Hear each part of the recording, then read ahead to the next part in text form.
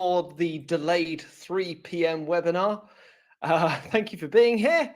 Thank you for adjusting your plans. I'm sorry we didn't go ahead last week as planned. Happily, we're all here now, and you shouldn't have to witness too many signs of horrific illness that I've been blighted by in the last week.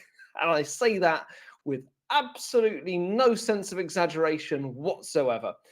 So thank you for being here. Hello in the comments. Hi, thank you, Nat. I am much better. You may have to, so okay, let's do the content warning first.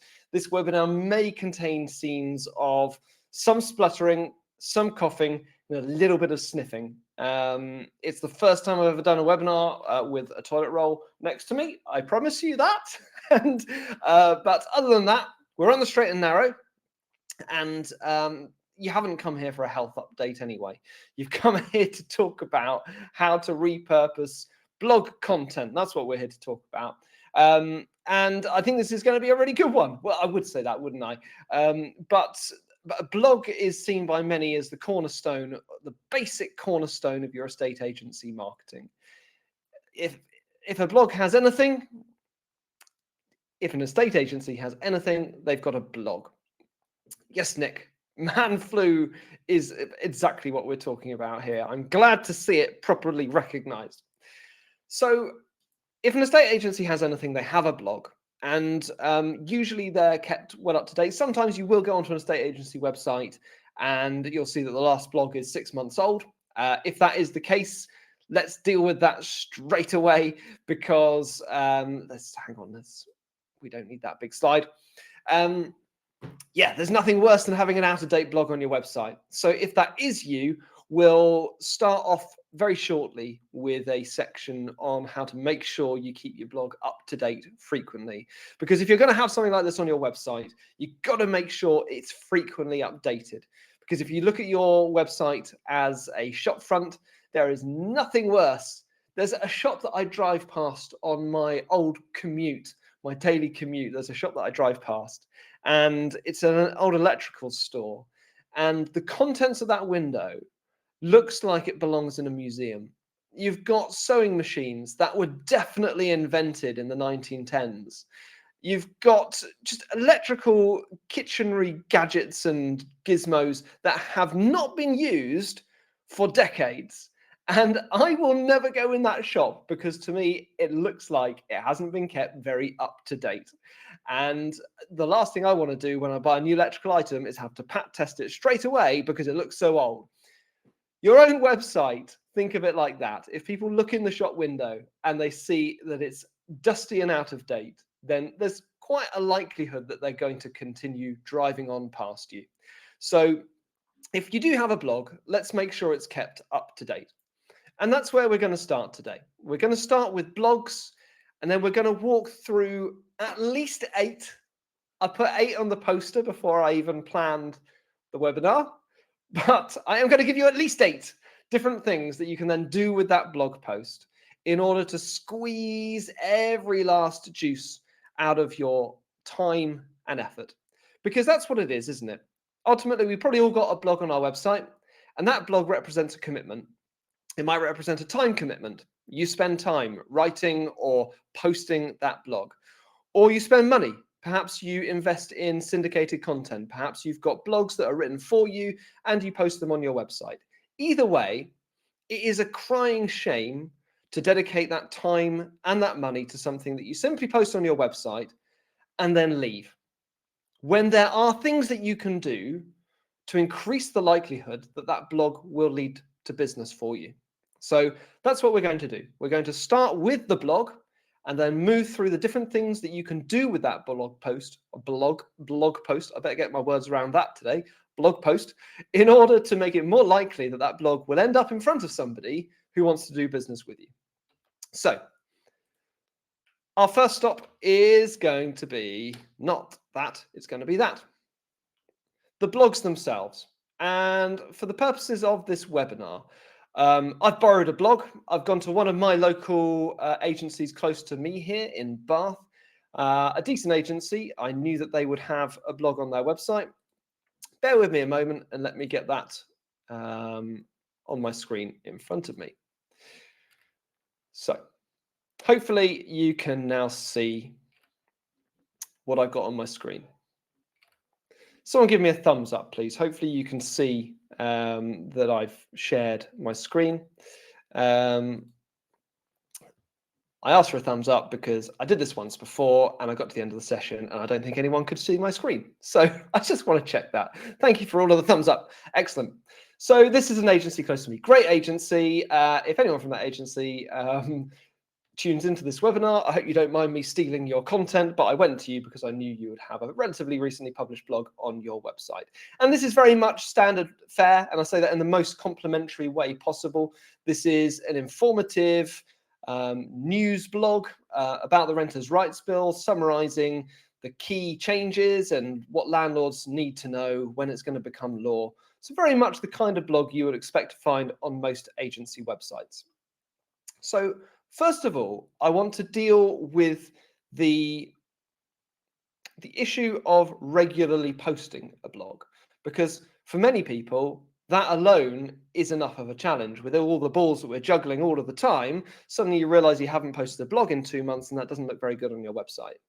And every so often during this webinar, we're going to dip into ChatGPT and AI, and this is one of those occasions, because this is a task which AI is really well suited for. And if you're not using ChatGPT for your blogs, it's a definite time saver. And I'm going to quickly show you how. So skipping across to ChatGPT here, I've written a command here which instructs ChatGPT to conduct a search for the latest trends, pain points, and frequently asked questions by home buyers and sellers, that could be landlords or tenants, in the UK. Summarize the most common concerns and relevant topics emerging from the research, then draft a 600 to 800 word blog post addressing those issues. The blog should be informative, easy to understand, and empathetic to the audience's needs. Use a conversational and approachable tone, and so it goes on. I won't read the whole prompt to you there, but I included at the end, please include a quote from me, commentating and providing expert insight. Please cite my name as Toby Martin and my job title as Managing Director of Martin Sales and Lettings. And the reason I've done that is because I don't want this just to be a generic blog. It's great to use ChatGPT. It will give you generic content. So anything you can do to customize it and make that more relevant or to make it look more bespoke to your business, then great. So why not include a quote from you or the manager of the business commenting and providing their expert insight on whatever the blog topic is. Now, there's something that I've cut off the top of that prompt because that's great. And what that's done is it's churned out a perfectly good blog that you can see there, which could go on my website straight away. Absolutely no problem at all. So that's one time hack, which has got a blog written for me really quickly at absolutely no expense. However, to make this more consistent, what I really want to do is to have this happen on a frequent basis. And one of the relatively recent features in ChatGPT, and at the moment I believe you do have to pay for this, $20 a month to get the paid for version of ChatGPT, which in my view is a pretty sound investment. You can now have scheduled tasks in ChatGPT. So I'm just going to change my screen and show you. Sorry, you may just get what's known as the infinite window. Right, skip off the infinite window. So here is the version, the full version of that prompt. And you'll see that the first words of that are each week on a Tuesday at 9 a.m. And then I've got the rest of the prompt. Please conduct a search for the latest trends, pain points, and frequently asked questions. And the rest of it is exactly the same as what I just showed you. Now, those first words there have the effect of setting a recurring task within ChatGPT. So what it will now do with that wording is it will write me a new blog post every Tuesday at 9 a.m. and it will deliver it to me. I'll get an alert saying ChatGPT has a new message for you, and it will notify me that it's written this week's blog. And you can obviously tweak that wording as much as you would like to. You can have it done every week, every fortnight, every Monday, Tuesday, Wednesday, 9 a.m., midday, whatever it may be. And you can also tweak the wording around exactly what you want it to write, whether you want it to home in on certain subjects, on certain audiences. You can absolutely customize that as much as possible. So before we even got going on our ways to repurpose the blog, we want to make sure that we are getting that blog written. And tasks in ChatGPT is a great way to do that if you're currently struggling to find the time to write your weekly blog. So let's crack on.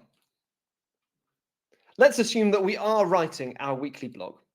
We're writing our weekly blog. We're getting a good quality, informative blog on our website every week. So what often happens is you post it on your website, and then you pat yourself on the back and congratulate yourself on a job well done, because at the very least, it's good for SEO, right? We published a new blog, and that alone is an achievement. Well, I'd argue that if you're going to spend time and or money on something regularly, on such a weekly or monthly basis, you want it to work slightly harder for you. You want that actually to convert into business. So let's start with email. I wonder how many of you, it sounds very basic, but it's something that we frequently overlook. I wonder how many of you actually send your blogs out to your database. If you've written something that is genuinely informative about either the local market or information that your customers and potential customers will value, maybe helpful advice, tips on how to sell faster, tips on how to secure a good quality tenant, tips on what to expect from the renters' rights bill, then put it right in front of them. So when you publish a blog, don't just wait for people to come to it. Your CRM hopefully is segmented, at least in a basic way. You might have people set up as tenants, landlords, buyers, sellers. You might even have that segmentation done in a more detailed way. You might have them segmented as first-time buyers, downsizers. When you've published a blog that is relevant to a particular audience, be that landlords, tenants, buyers, sellers, send it out to them by email and say to them, we've just written this blog. I think it might be relevant to you. I hope you enjoy it. And then send them the blog by email. And that can be existing clients. It's great for customer retention. And it can be those prospective clients, perhaps whose homes you've valued weeks ago, who you just want to maintain some open contact with. It's a great way of staying in touch. So that's email. So far, so straightforward. Then there's social media. So when we posted a blog, how are we going to share that on social media? Because actually, social media, it's not the easiest platform to publish an article, is it? Yeah, you can do a post with the link. Say, we just published a new blog. Here's the link. And on that goes on Facebook. But that's not that effective. First of all, it's not a very visually appealing post, so it's not going to engage that much interaction. And secondly, a lot of the a lot of the social media platforms, well, they don't actually really promote posts that have links in them very highly. Instagram actively disencourages it. You can't actually link a post. You can't include a hyperlink. It will just go as plain text. You can't click on it. It doesn't go anywhere. Facebook, you can include a link, but the algorithm doesn't particularly like it. Same with LinkedIn. So how can we quickly repurpose our blog to make it more shareable on social media? An easy solution, and again, we're going to go back to ChatGPT in a moment. An easy solution is to turn it into what's known as a carousel. A carousel is a series of images which is displayed particularly well on Instagram, where you're set up to quite easily just flick through the images. And it's quite an effective way of telling a brief story or sharing a brief amount of information. The idea is that you put sparing information on each slide so that as you just flick through it, your browser can very easily just get the condensed version of what you're talking about. So how can we do this? We don't want to incur a lot of work for ourselves. So back we go to ChatGPT. Okay. So in ChatGPT, what we can very easily do, here's one I did earlier. So my prompt here says, take the main points from this blog article and convert them into a clear, engaging Instagram carousel post. Each slide should present one key idea or piece of information written in a conversational and visually compelling way. Use a short headline for each slide that grabs attention, followed by concise text. And again, I won't read the whole of that prompt. I've got 3 main ChatGPT prompts that I'm using in this webinar, and I'll share them all afterwards. I'll send an email around with them. So I've got my prompt asking it to turn it into a carousel, and then as you'll see at the bottom, just included the link to the blog itself, or I could have posted the text from the blog in there. Either works absolutely fine. So what it's done is it's taken this blog and it's condensed it into this. Slide 1, big changes ahead for landlords. The Renters' Rights Bill is set to reshape the rental landscape in England. Slide 2, say goodbye to Section 21. No more no-fault evictions. Slide 3, fixed-term tenancies are out, and so on. For 9 slides. And then it has included some visual ideas, but to be honest with you, that's probably making ourselves quite a lot of work. What I would do is just go to Canva, you search for carousels, and you'll come up with hundreds, maybe thousands of carousel templates. Pick one, turn it into a carousel by copying and pasting the relevant text onto each slide, and then you've made yourself a template. You've made yourself a template that you can use for all of your future blogs. Just copy it onto your carousel template, and you very easily then repurpose your blog in a far more engaging and shareable way on social media. So that's social media. I'm going to keep skipping on because we've got at least 8 to get through, and we've got 13 minutes left. The next one is Facebook groups. Now, I know what you're saying, Toby, that's cheating. You were struggling for 8. You've done social media, and you've put Facebook groups there as a separate one. And I vehemently disagree with you. Because there's a key distinction that I want to make here. Posting out on your own social media feeds is a must. When you're planning your blogs, you should try and put out that carousel post summarizing your blog from your own social media feeds. Facebook groups are a wonderful opportunity because they involve going to a ready-made audience. If you're unfamiliar with these, go to Facebook and search for the name of your hometown, and you'll find probably lots of community groups, quite possibly with thousands of members in them, who are ready-made audiences that are already local to you and ideal for you to engage with. Now, the tricky thing is that these groups are usually very sensitive when it comes to businesses and selling products. It's not really what they're meant for, and you can find yourself in a little bit of hot water with the local pitchfork brigade if you start being a little too salesy in there. So I'm not actually really advocating that you share your blog posts into those Facebook community groups. No. What I am increasingly surprised at is that more people are not running their own Facebook community groups. And what I'm talking about is a Facebook group that's called something like, let's say we all live in Manchester, why not? It's called something like Moving Home in Manchester, buying and selling your home in Manchester. And that Facebook community group would be run by you. You would engage with members in other Facebook community groups and see if you can drive traffic through to your own. And the idea would be that if anyone wants to move home in Manchester, then this is the group that they want to come to look at. It's going to have helpful information in there, which of course you're going to post and curate about the buying and selling process, the renting process, about how to secure your ideal home in Manchester. But you're also going to encourage people, hey, if you're selling, share your Rightmove link in our group, because someone might see it who wants to buy. And then people are going to share their Rightmove links. You're then going to keep tabs on them. After 6 weeks, if it's still on the market, you're going to drop them a message and ask them if you can help them. But this is also a far more suitable arena in which to share your own content. So that carousel post that you created with your blog, you would put that in here because it's really helpful information to people who are looking to move home. So that's Facebook groups. My suggestion is that you start curating your own community. Let's move on to my favorite. This is when everyone logs off saying, God's sake, Toby, you're like a dog with a bone. Just let us, we don't want to do video, God damn it. Well, you should do. You should do video.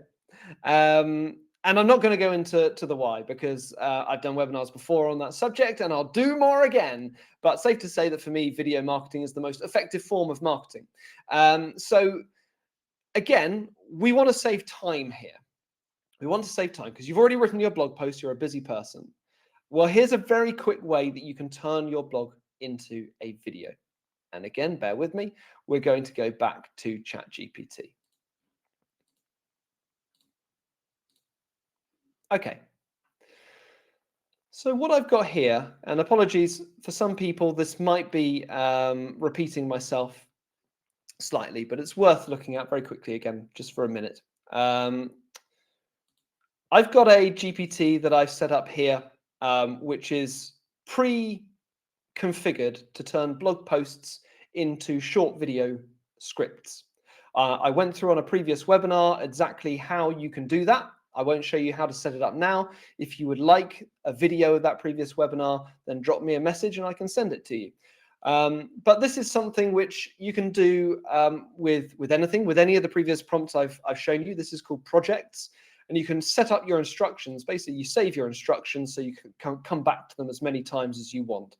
So this is an instruction that I've set up to turn blogs into videos, and I've just got it saved here to come back to as many times as I want. So what I can do, and let's do this one together, my blog post that I've nicked back here, what landlords need to know about the Renters' Rights Bill, I'm just going to copy all the text from that. I'm going to come back to ChatGPT, and I'm going to put that in here. I'm going to let it do its thing. So here's a short form video script based on the blog article, what landlords need to know about the Renters' Rights Bill. It's given me a hook. I've told it to structure my videos in this way. Big changes are coming for landlords in 2025. Are you ready for the end of section 21? And you see it's broken it down into bite-sized chunks that will make it so easy to film. So I wouldn't even need to memorize this script. What I would do is I would get my phone. That's the other side of the room, so I can't do it. But I would get my phone and I'd look at my script and I'd go, right, big changes are coming for landlords in 2025. Are you ready for the end of section 21? Okay, next section. Section 21, no fault evictions will be scrapped for good. Next section. And the lines are so condensed and bite-sized that I can just record it in a series of memorized bytes and then clip them together to make it into a quick video. That whole process of generating that script, filming it, editing it, posting it, could take no longer than 10 to 15 minutes. Or you film it and you get someone in your office to edit it and post it. So that's how easy you could turn your blog into a video. Just coming back to the comments, Malcolm. We're members of the guild. They produce content for their member agents to use. If multiple agents use the same content, does this cause SEO issues and down ranking of your website by Google? Yeah, I've seen the guild's content and it's good. And I would say that I don't think it will cause huge issues. I don't think that it's kind of what we refer to as syndicated content. I don't think syndicated content will necessarily send you down the Google rankings, but it probably won't shoot you up them. If Google is finding that page on a lot of other agents' websites as well. Well, what I would suggest doing is to customize it as much as possible.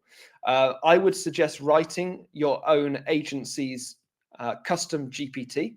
So I would create a version of ChatGPT that has got your, again, I can give you more information about this, but you would teach it your company's identity, tone of voice, services, customer avatars. You give it all that information. And then you would tell that GPT that its purpose is to rewrite blog posts in your own business identity, including commentary and quotes from Malcolm Bernard, whatever your job title is, sir, CEO, I assume. And then I would feed everything that you're sent through that, and you would then have a bespoke rewritten version, which will work better for you for SEO. That's what I would suggest. Okay, so we've just dealt with video very quickly. Our next one ties into it, and it's WhatsApp. So let's say that you have just taken 20 minutes to turn your blog article, which you've emailed out to everybody, but you've turned it into a video. Well, what that gives you the opportunity to do is to WhatsApp it out to the same segmented database. And you can't really, you can WhatsApp out a written blog, but it's not so engaging. And the reason why I'm so keen on this is the open rates. You're increasing the chance that somebody is actually going to look at your content. The open rates of WhatsApp is 98%. The open rates of email are 20%. So if you can reconfigure your content into a more digestible, easy to consume format, video, then you can then WhatsApp it out to your database, and there's much more chance that people are then going to actually consume that. If you're creating regular content, then you may as well repurpose it into a newsletter. If you do weekly blogs, and those blogs, again, I keep coming back to this because it's an if those blogs genuinely are good quality content and it's not just filler, then you could easily produce a monthly newsletter. You've got 4 blog articles over the course of that month. Just arrange them, go back into Canva, build out a template that you can just paste your blogs into week after week. And at the end of the month, you've got 4 blogs in a newsletter. Yes, that could be an email newsletter, but it could also be printed into a nice local newsletter as well. You could call it the Manchester Property News. And that then gives you great materials if you're doing prospecting, if you're either knocking on doors or if you're doing direct mail campaigns. It gives you informative content to send out to people or to give out to people that is more than just a postcard saying, we're your local estate agents and we can sell your home. That kind of news-rich content is really good at building trust with your audience, helping to educate them and give them useful content. And packaging it into a newsletter means that it's great. You're knocking on doors. If someone actually opens it, you've got an opportunity to say, I just wondered, you may find this local newsletter of interest. It's got lots of hyper-local information about our market. So repackage your blogs into a newsletter. And then there's one left of the 8, which I've left till last because I think it's maybe most often overlooked, which is PR.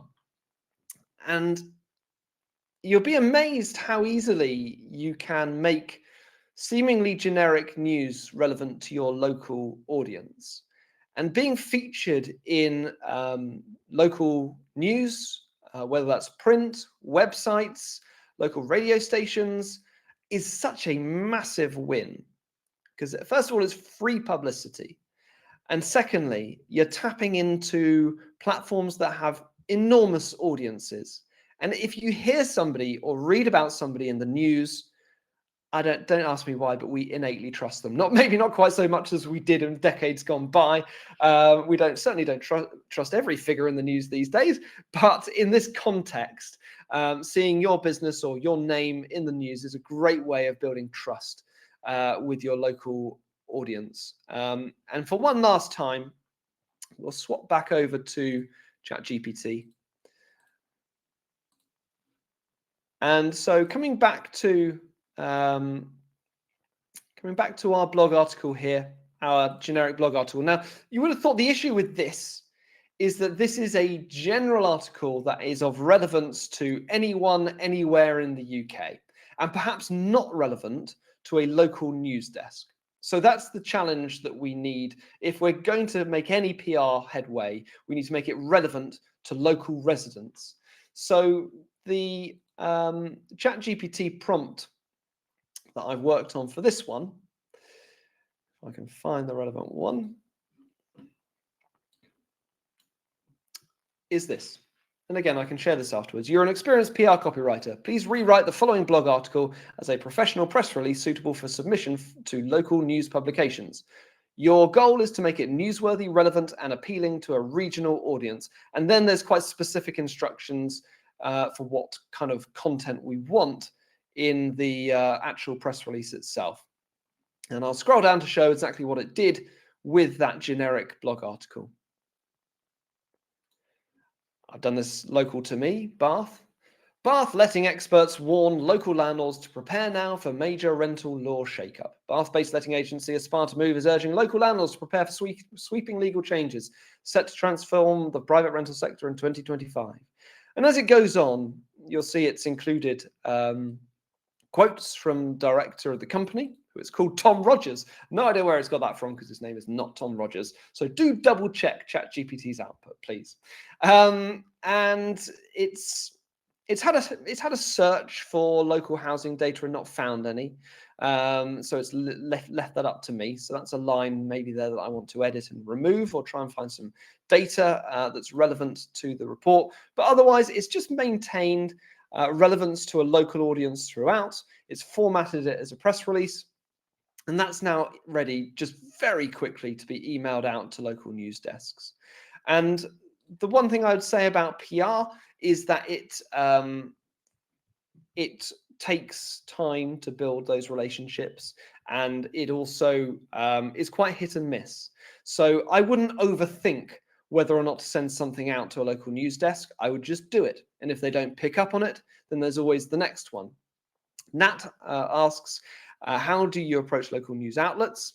I'm sure that you've got experience of this, Nat, so do share in the chat if you've anything to contribute. But I've got experience of it as well. And it's a question of, like I say, being consistent, making it as easy for them to use as possible. You want to present your article as much as a finished product as you can. Send it with a nice headshot for them to use as well, because a lot of these news desks are really busy, very overrun, and if they like an article, they'll simply copy and paste it. They won't do much in the way of adapting it.